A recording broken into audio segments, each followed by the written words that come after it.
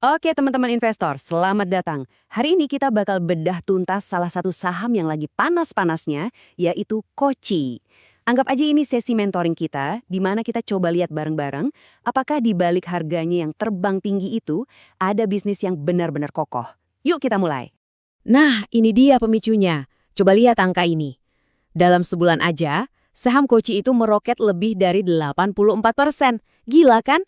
Angka fantastis kayak gini jelas langsung bikin semua investor retail noleh. Pertanyaan besarnya, ini ada apa? Cuma euforia sesaat atau beneran ada fundamental kuat yang jadi bahan bakarnya? Untuk jawab itu semua, kita akan telusuri Koci secara sistematis. Kita mulai dari kenapa harganya bisa meroket, terus kita kenalan sama bisnisnya, abis itu kita cek medical check-up keuangannya, kita bandingin harganya sama nilainya, kita timbang apa aja peluang dan risikonya, dan yang terakhir, keputusan sepenuhnya ada di tangan Anda. Yap, lonjakan harga kayak gini tuh kayak lampu sorot di panggung. Semua mata langsung tertuju ke sana. Sebagai investor yang cerdas, tugas kita bukan ikut-ikutan panik beli, tapi justru bertanya, ada apa di balik ini semua? Jadi gini, kalau ada saham naiknya sekencang ini sampai perdagangannya harus di-stop sementara sama bursa, itu yang kita kenal sebagai ARA atau auto reject atas, biasanya cuma ada dua kemungkinan. Satu, ada berita super bagus yang kita nggak tahu. Atau dua, ini murni aksi spekulasi pasar. Nah, buat tahu jawabannya, langkah paling awal dan paling penting adalah kenali dulu perusahaannya. Oke, sekarang kita masuk ke bagian pondasi. Lupakan sejenak grafik harga yang naik turun, mari kita kenalan dulu siapa sih sebenarnya perusahaan di balik kode saham Koci ini. Apa sih kerjaan mereka? Nah, ini dia. Koci itu pengembang properti. Tapi, ada tapinya, fokus mereka itu spesifik banget. Mereka nggak bangun apartemen mewah di pusat kota atau mal megah. Bukan. Mereka bangun rumah tapak bersubsidi buat masyarakat berpenghasilan rendah atau MBR. Ini poin yang sangat-sangat penting buat kita pegang. Coba kita gali lebih dalam. Proyek andalan mereka itu Kokoh City di Bangkalan Madura. Kenapa di sana? Karena mereka menyasar pasar pekerja yang beraktivitas di Surabaya. Skalanya juga nggak main-main loh, 300 hektar. Visinya mau bangun 25.000 unit rumah. Tapi yang paling bikin saya tertarik itu ini. Mereka punya teknologi dinding cor beton yang sudah dipatenkan. Ini bisa jadi kunci efisiensi dan kecepatan kerja mereka. Ini bisa jadi keunggulan kompetitif yang nyata. Lalu, siapa sih yang punya perusahaan ini?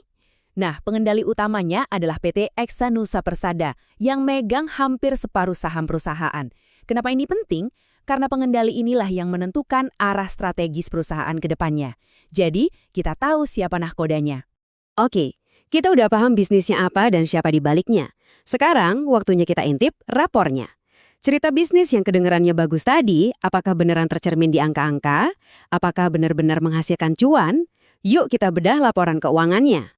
Kalau kita lihat perbandingan setahun ke belakang, memang ada sedikit penurunan, baik di pendapatan maupun laba. Oke, itu fakta. Tapi, dan ini tapi yang penting, perusahaannya tetap profitable. Laba bersihnya masih solid di angka 19,4 miliar rupiah. Artinya, mesin bisnisnya tetap jalan dan menghasilkan uang. Sekarang kita lihat 3 rasio kunci ini. Margin labanya tebal, ROE-nya juga oke. Tapi ada satu angka di sini yang langsung loncat keluar dan periak. Lihat saya, yaitu rasio utangnya yang super mini. Ini tanda-tanda perusahaan yang sehat banget, apalagi di sektor properti. Coba deh kita berhenti sejenak di sini. Di industri properti yang padat modal dan biasanya berenang dalam utang, Koci ini anomali. Rasio utang 0,07x itu kecil banget. Artinya, resiko kebangkrutan mereka rendah. Mereka nggak pusing mikirin bayar bunga utang yang gede. Ini kayak punya benteng pertahanan finansial yang super kokoh.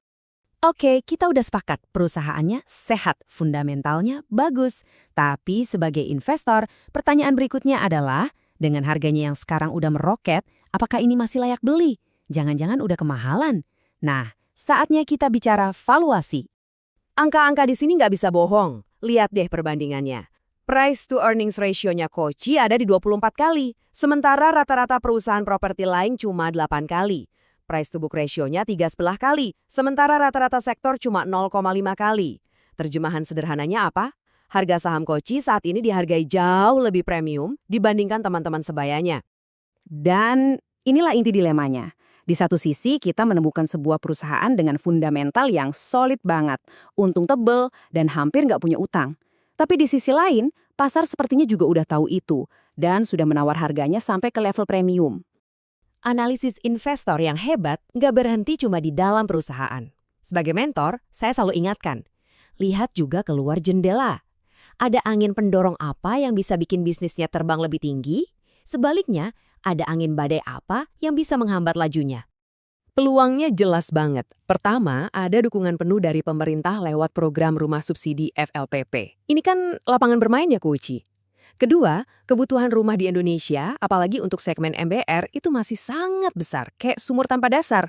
Dan ketiga, Koci ini bukan pemain baru. Mereka udah diakui sebagai salah satu developer FLPP top di Jawa Timur. Ini 3 mesin pendorong yang kuat banget. Tapi resikonya juga harus kita waspadai. Harga material bangunan kayak semen dan baja naik, itu bisa langsung menggerus margin keuntungan mereka. Terus, nah ini masalah zaman now, makin banyak calon pembeli yang riwayat kreditnya jelek gara-gara pinjol atau pay letter. Ini bisa bikin proses KPR mereka ditolak bank. Dan yang paling utama, bisnis mereka ini sangat bergantung pada kebijakan pemerintah. Kalau subsidinya dikurangi atau diubah, dampaknya bisa langsung terasa. Nah, kita sudah bongkar semuanya. Dari modal bisnisnya, kondisi keuangannya, valuasinya, sampai apa saja peluang dan tantangan ke depan. Sekarang, tugas terakhir kita adalah merangkum semua potongan puzzle ini, supaya Anda bisa melihat gambaran besarnya. Jadi, inilah pertanyaan terakhir yang harus Anda jawab sendiri. Di depan kita ada perusahaan dengan fundamental super sehat, neraja kokoh di sektor yang lagi didukung penuh pemerintah. Tapi, harganya sudah premium, sudah mahal. Pertanyaannya bukan lagi apakah ini perusahaan bagus. Jawabannya ya, ini perusahaan bagus. Pertanyaannya adalah, dengan harga premium saat ini, apakah potensi kenaikannya ke depan masih sepadan dengan risiko yang harus kita bayar? Jawabannya ada di tangan Anda masing-masing.